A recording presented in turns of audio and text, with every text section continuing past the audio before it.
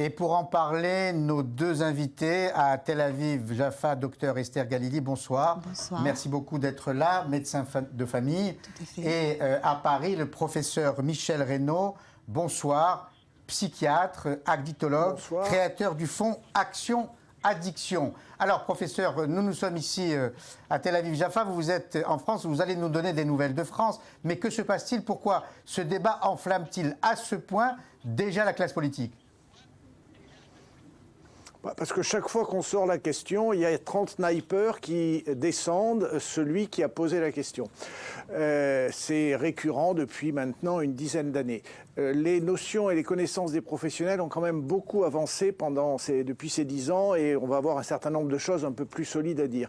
Mais le cannabis, c'est des représentations, c'est des idées et c'est une drogue illicite. Donc comme c'est une drogue illicite, on a l'impression que c'est très dangereux, alors que les produits illicites, si on les laisse, c'est qu'ils sont moins dangereux. En réalité, les produits les plus dangereux, c'est clairement l'alcool et le tabac. Le cannabis a des dangers, on en parlera peut-être, et moi je vois tous les jours les gens qui ont des complications, mais c'est une petite partie des consommateurs, et donc régulièrement, et après on ressort le laxisme de la gauche, la rigidité et le caporalisme de la droite, la judiciarisation, mais c'est le pire moment pour lancer le débat, parce que c'est un peu tard dans le quinquennat Hollande.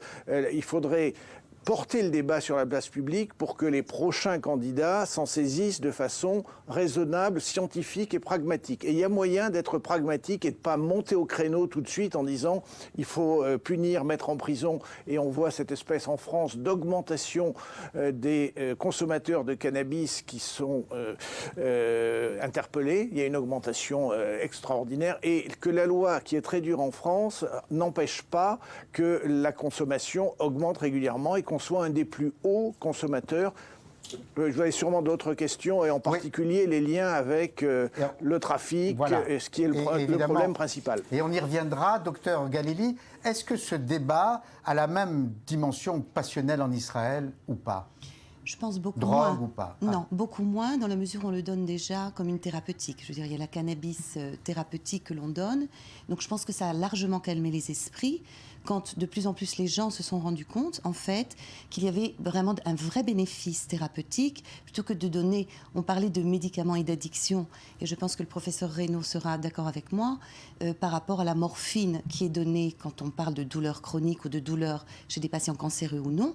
On donne énormément de morphine, et je pense que la morphine est bien plus dangereuse que la cannabis. Alors vous-même, docteur, est-ce que vous, comme médecin de famille, vous prescrivez du cannabis? Alors, pas encore, mais c'est encore en pourparlers, je dirais, à l'Assemblée israélienne, puisqu'en fait, il est question d'augmenter le nombre de médecins qui pourront en prescrire. Parce qu'en fait, il y a un gros problème, c'est qu'il y a une énorme demande, parce que malheureusement, il y a beaucoup de malades, mais il n'y a pas suffisamment de prescripteurs. Donc, on est en train de lutter, et on parle de formation, justement, des médecins de famille pour en donner à leurs patients. Alors, professeur Reynaud, est-ce qu'on peut imaginer une sorte d'étape intermédiaire en France où des médecins, à l'image du docteur Galili, pourraient prescrire du cannabis à des patients qui en auraient vraiment besoin? Alors, il ne faut pas trop mélanger le cannabis thérapeutique, et il y a des médicaments, des cannabinoïdes, qui n'ont pas les inconvénients du cannabis fumé, parce que le cannabis fumé rajoute aux effets psychotropes du cannabis et antalgiques les dangers pulmonaires. Donc il y a des médicaments, il y en a un qui avait obtenu l'autorisation, mais qui est bloqué pour des raisons idéologiques et financières depuis maintenant 1 an et demi. Il y a des médicaments. Si on mélange le cannabis fumé avec les traitements, ça complique le débat avec le cannabis récréatif. Le cannabis récréatif, c'est un psychotrope qui fait du plaisir comme tous les psychotropes, qui enlève la douleur comme tous les psychotropes, et en citer évidemment la morphine, qui a des dangers. Et je vous dis, tous les jours, on voit des patients, notamment des jeunes, qui sont ralentis, qui ont des difficultés scolaires, des difficultés d'insertion, un manque de motivation. Donc il y a un vrai problème pour les gros fumeurs jeunes. Et puis il y a une facilité chez les sujets vulnérables à aggraver la schizophrénie. Mais ceci mis à part, et c'est une toute petite proportion des fumeurs, il y a 5% des fumeurs qui ont des problèmes, c'est moins que le pourcentage des consommateurs d'alcool qui ont des problèmes qui sont beaucoup plus importants. Alors, le vrai problème, et c'est quand même paradoxal que ce soit des médecins qui soignent les problèmes liés au cannabis, qui s'interrogent sur la dépénalisation à cause des dommages sociaux. C'est un bénéfice-risque. Il peut y avoir des risques pour l'individu, mais les risques qui sont essentiellement sociétaux avec le trafic, avec la loi qui ne s'applique plus dans les banlieues qui sont hors normes, les liens maintenant entre le trafic de cannabis et le terrorisme.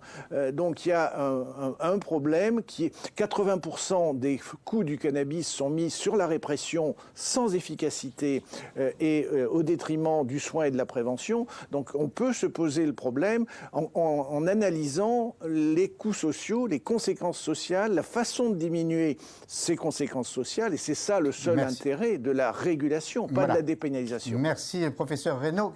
Voilà deux sociétés modernes. La France et Israël. Qu'est-ce qui a fait qu'en Israël, vous ayez fait ce progrès-là, qui consiste avec l'accord du gouvernement, à légiférer et à donner ce cannabis, j'ai bien entendu ce que disait le professeur Reynaud, du cannabis thérapeutique aux patients. Tout à fait. Je pense que ça vient plus d'une influence américaine ou canadienne, ou dans les pays donc anglo-saxons. C'est différent de je dirais, la moralité européenne qui est très, qui réserve ses mythes et qui a très peur effectivement parce qu'on parle effectivement de drogue illicite. Donc ça reste un sujet un peu tabou, on a très peur d'y toucher. En Israël, on a osé le faire, et ce qui est très intéressant, c'est par rapport effectivement aux effets psychotropes, donc, dont le professeur Reynaud parlait, et le danger de ces effets psychotropes. C'est une des parties d'un cannabis qui est parce qu'en fait il y a au moins 500 substances différentes, même beaucoup plus. En Israël, on est déjà arrivé à 800 substances différentes qui agissent au niveau de ces récepteurs endocannabinoïdes que l'on a au niveau cérébral. Mais la substance, le THC, qui est en fait la substance psychotrope, on arrive en fait à la doser, donc à la minimiser, pour minimiser justement les effets dangereux au niveau cérébral. Alors, professeur Reynaud, le docteur Galili est très poli quand elle parle de moralité européenne. Moi, je mets les pieds dans le plat pour avoir animé, organisé pas mal d'émissions en France sur ces dossiers-là. Moi, je parlerai d'hypocrisie. Et vous le dites vous-même, l'alcool fait beaucoup plus de dégâts. Alors, est-ce que c'est des raisons essentiellement économiques qui font que le lobby de l'alcool peut rester complètement impuni, alors que sur le cannabis, on n'ose même pas prescrire du cannabis thérapeutique? Alors, le cannabis, c'est un produit qui est relativement récent chez nous, qui est importé. L'alcool et le tabac sont historiques et font partie de notre culture. Le problème du cannabis, c'est que c'est essentiellement des représentations qui font comme c'est illicite, on en a très peur. C'est extrêmement clivant. On voit bien que il y a une séparation gauche-droite, mais sur des représentations morales et pas du tout sur la recherche de solutions pragmatiques. Je dis et je redis que le problème principal du cannabis, c'est le trafic et tous les dangers que cela entraîne. Et toute la mise hors la loi de zones entières de la population, les circuits parallèles, l'économie parallèle, les liens avec le grand banditisme et maintenant avec le terrorisme. Donc, et tant qu'on ne l'abordera pas de cette manière-là, mais qu'on aura la représentation, c'est une drogue. Comme toutes les drogues, c'est interdit, en ne différenciant pas les drogues extrêmement dangereuses et celles comme le cannabis avec une dangerosité modérée, on n'arrivera pas, et ce sont les représentations qui empêchent le débat, et c'est sur ces représentations qu'on devrait travailler pendant le temps suffisant, parce que chaque fois qu'il y en a un qui sort comme ça, tout seul, brutalement, en disant il faut légaliser, dépénaliser, on est certain que le débat va s'hystériser et qu'on n'arrivera pas à réfléchir de façon raisonnable à ce qui pourrait être le meilleur pour les individus. Le cannabis régulé permet de diminuer les quantités de THC, d'éviter que ça soit chez les jeunes. Après, il y a toute une régulation importante à faire. Faut en analyser le marketing pour que justement ça ne soit pas un marketing libre. Mais il y a tout un travail possible qui pourrait amener à une réflexion plus sereine, moins passionnelle, moins hystérique et moins idéologique et moins morale. Alors, j'ai parlé d'hypocrisie à propos de la France ou de l'Europe. Je parlerai aussi volontiers d'hypocrisie à propos d'Israël. Est-ce que ça n'est pas une façon habile de permettre aussi la consommation de cannabis Est-ce qu'il n'y a pas une sorte de laxisme qui permettrait du tout? Non, vraiment pas. Parce que même pour obtenir la permission de cannabis thérapeutique, c'est très compliqué, une bureaucratie très lourde. On n'obtient pas très facilement la permission, alors qu'il y a énormément de malades qui en ont vraiment besoin. Les seuls médecins qui peuvent le donner directement sans l'avis du ministère de la Santé, c'est-à-dire sans l'autorisation du ministère de la Santé, sont les oncologues. Ce qui est important, parce que c'est vrai que les patients oncologiques, donc qui souffrent de douleurs terribles ou de nausées ou de vomissements, on a vu dans le reportage précédent, donc tout cela c'est important, ils peuvent le donner directement. Par contre, ceux qui souffrent de douleurs chroniques, de maladies de Crohn, de post-trauma et compagnie, ça c'est un peu plus compliqué, c'est plus long. Donc je ne pense pas qu'il y ait d'hypocrisie vraie. Ce que je ne comprends pas, c'est la lourde bureaucratie. Mais malheureusement, elle existe dans tellement de choses aujourd'hui. Ça vaut pour tous les pays. Exactement. En tout cas démocratiques. En tout cas, merci beaucoup, professeur Michel Reynaud, d'être intervenu en direct de Paris. On reviendra sans doute sur ce débat. Et merci encore, docteur Esther Galili, pour ces deux visions croisées. Merci encore. Merci.